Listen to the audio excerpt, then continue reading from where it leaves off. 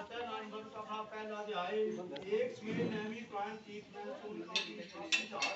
श्री सूची से पूछा, हे प्रभु, इस कलयुग में वेद विद्या प्रकार मिलेगी, इनका उद्धार कैसे होगा? इसलिए हे मुनि श्रेष्ठ, कोई ऐसा पता नहीं जिससे थोड़े समय में वह कथा सुनने की हमारी इच्छा है। बोले, हे वैष्णव, धुआं बड़ा है। सबने सच कहानी की को आप लोगों से कहूँगा। जिस बात को नारद जी ने लक्ष्मी नारायण से पूछा था, लक्ष्मी से कहा था, सो ध्यान से सुनो। एक समय योगी राज नारद जी दूसरों की इच्छा से फोटो बोल रहे हैं। वहाँ बहुत योनियों में जन्मे प्राय सभी मनुष्यों को अपने कर्मों के द्वारा दुखों का नाश हो सकेगा, ऐसा मन में सोचकर विष्णु लोग को गए।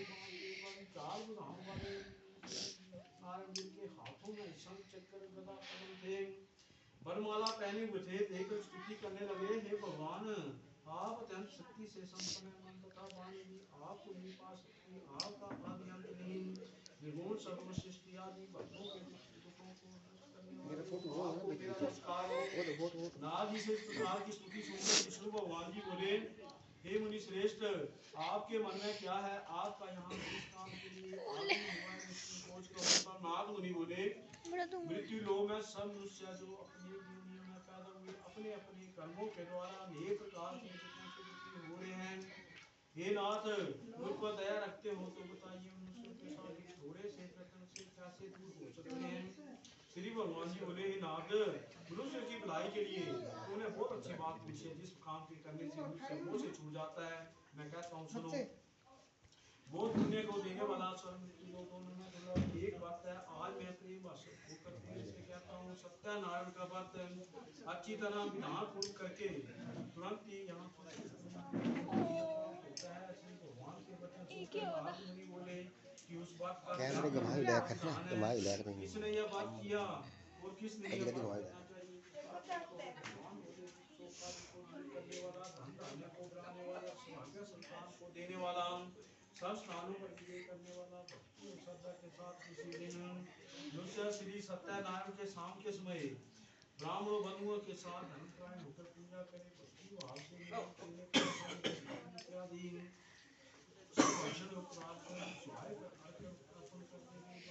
भोजन करावे, भक्ति के साथ भोजन करे, नित्य गीत आदि का आचरण कर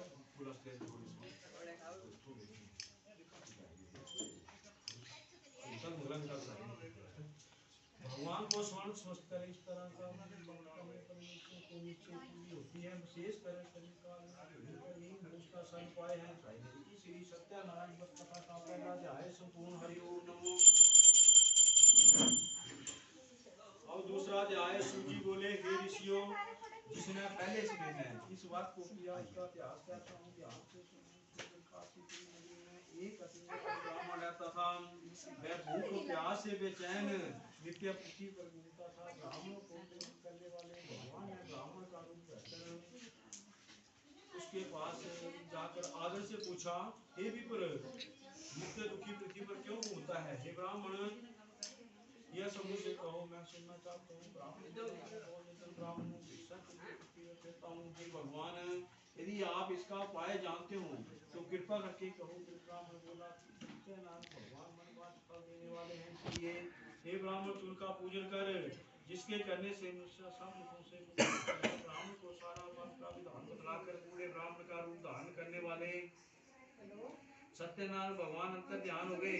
जिस बात को ब्राह्मण ने बताया, मैं उसी को कर लिया। निश्चय करने पर उसे रात में नींद नहीं आई, वह सवेरे ही उठा, सत्यानारायण के व्रत का निश्चय कर भिक्षा के लिए चला। उसने उसको भिक्षा में बहुत सा धन मिला, जिसके उसने बंधु बांधवों के साथ सत्यानारायण का व्रत किया। जिसके करने से ब्राह्मण सब दुखों से छूटकर अनेक प्रकार की संपत्तियों से युक्त हुआ। उस समय से वह ब्राह्मण हर मास व्रत करने लगा। इस तरह सत्यानारायण भगवान के व्रत को जो करेगा वह सब पापों से छूटकर मोक्ष को प्राप्त होगा। आगे जो पृथ्वी पर सत्यानारायण व्रत करेगा वह सब दुखों से छूट जाएगा। इस तरह नारद जी ने नारायण का कहोगे पर तुमसे कहोगे तो मैं क्या कहूँ। ऋषि बोले हे मुनीश्वरों, संसार में इस ब्राह्मण से सुनकर किसके श्रेष्ठ बात को किया हम सुनना चाहते हैं, क्योंकि हमारे मन में शब्द है। सूजी बोले हे मुनियों, जिसने उस बात को किया वैसा सुनो। एक समय वह ब्राह्मण धन ऐश्वर्य के अनुसार बंधु बांधव के साथ बात करने को तैयार हुआ। उसी समय एक लकड़ी बेचने वाला लकड़ियां बात कर ब्राह्मण के प्यास से लकड़हारे ने उसको बात करते देखकर लकड़हारा ब्राह्मण को नमस्कार करके कहने लगा कि आप क्या करें, इसके करने से क्या फल मिलता है, कृपा करके कहो। ब्राह्मण ने कहा कि सब मनोकामना पूरा करने वाला है सत्यनारायण भगवान का भक्त है, इसी कृपा से मेरे यहाँ धन धान्य की वृद्धि हुई है। ब्राह्मण से इस बात के बारे में जानकर लकड़हारा बहुत प्रसन्न हुआ। ब्राह्मण के साथ खाने के बाद अपने घर को गया। लकड़हारे ने मन में इस प्रकार का संकल्प किया कि आज राम मैं लकड़ी के या मन में विचार लकड़हारा बूढ़ा ब्राह्मण लकड़ियां अपने सिर पर रखकर जिस नगर में धनवान लोग रहते थे ऐसे सुंदर नगर में गया। उस रोज वहां पर उसे उन लकड़ियों का दाम पहले से चौगुना मिला। तब वह बूढ़ा लकड़हारा राम जी के पसंद पक्के केले की कड़ी शक्कर इत्यादि सत्यनारायण भगवान के पास को समझने को लेकर गया। फिर उसने अपने भाइयों को बुलाकर के साथ भगवान जी का व्रत किया। से बूढ़ा लकड़हारा धन इत्यादि से पूरा संसार में स्वस्थ होकर बैकुंठ को चला गया। इसी श्री सत्यनारायण व्रत कथा का दूसरा अध्याय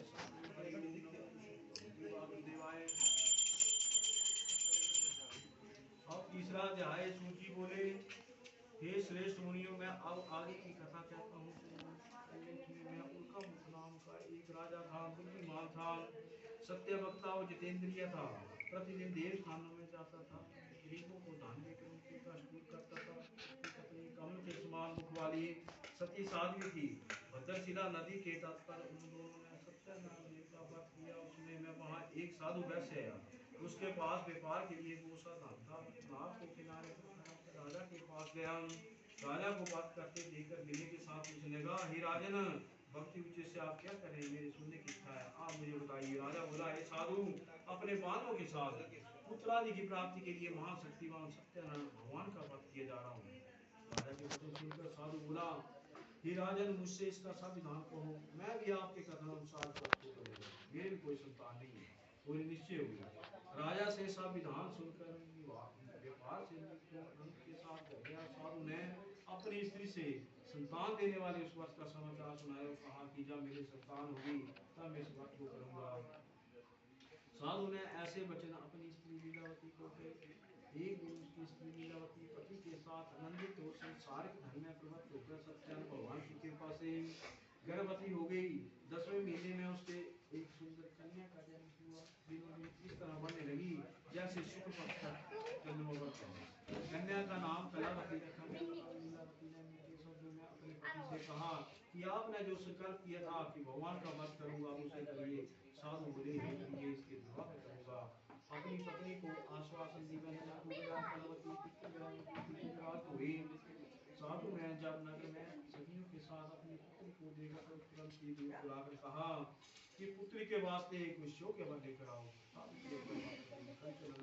बड़ी खोज कर एक बार का लड़की के बाद उस शो के लड़के ने साधु ने अपने भाई बंधुओं से प्रसन्नचित्त होकर अपनी पुत्री का विवाह उसके साथ कर दिया।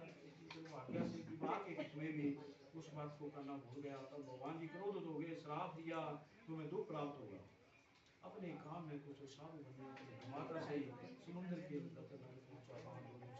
चंद्र की राजा के नगर में पूछे व्यापार करने लगे। एक रोज भगवान सत्यनारायण की माया से कोई राजा का धन चुरा कर जा रहा था। पीछे से राजा के दूतों को आकर देकर घबराकर भागते भागते उन्होंने धन पानी रख दिया। जहाँ वे दोनों ससुर भाई ठहरे हुए थे, तब दूतों ने उस साधु वैश्य के पास राजा के धन को रखकर प्रसन्नता से दौड़ते हुए राजा के समीप जाकर बोले, ये दोनों चोर हम पकड़ कर लाए हैं, देख रखे हैं। राजा की आज्ञा से कठिन कारावास में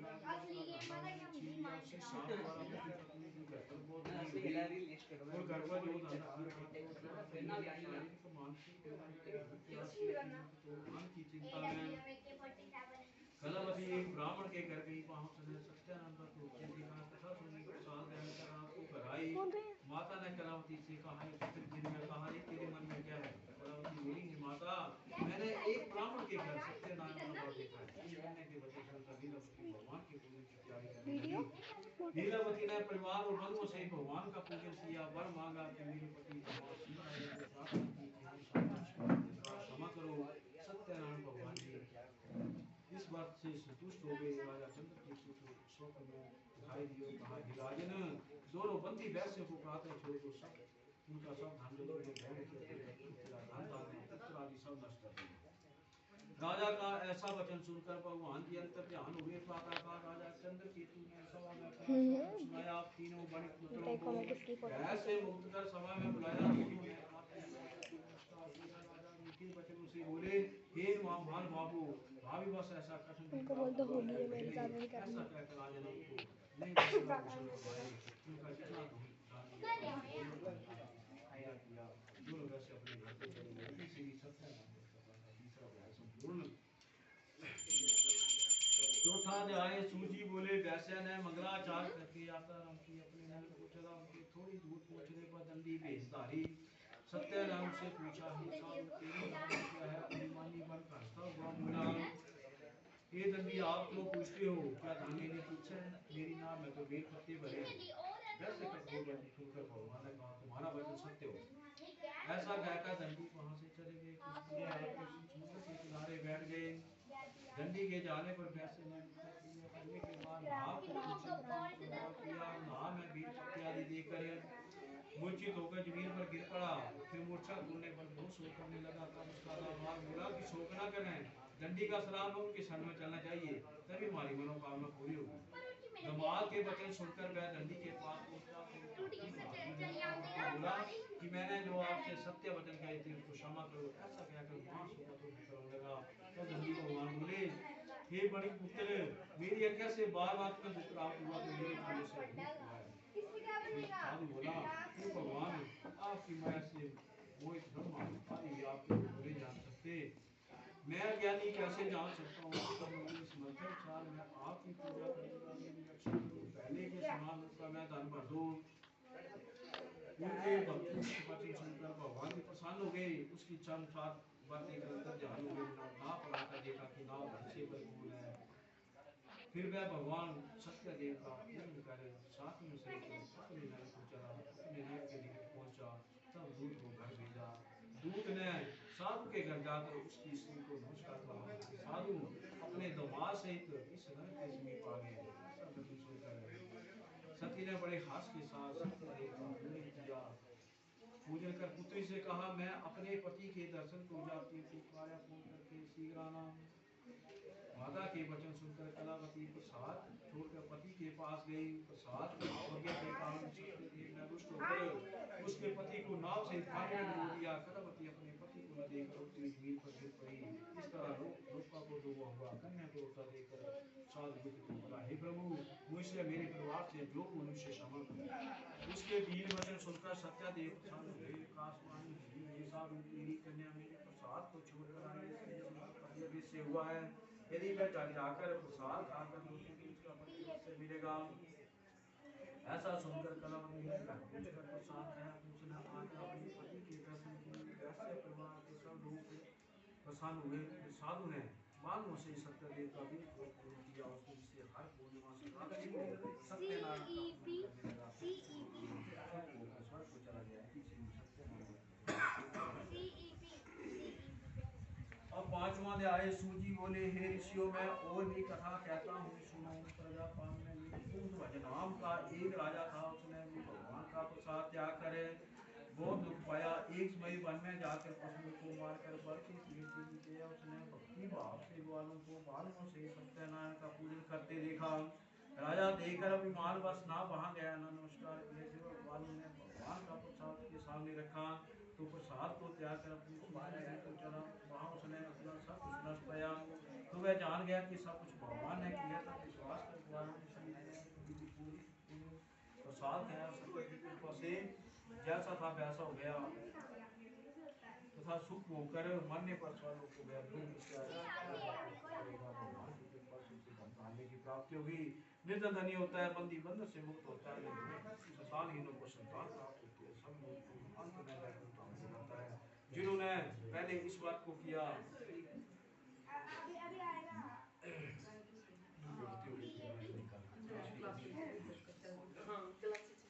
जिन्होंने पहले इस बात को किया उसके दूसरे जन्म की कथा कहते हैं। उनके सदन ब्राह्मण सुदामा का जन्म नहीं उसको पाया, उनका मुख नाम करा जाता है, साधु नाम के व्यास ने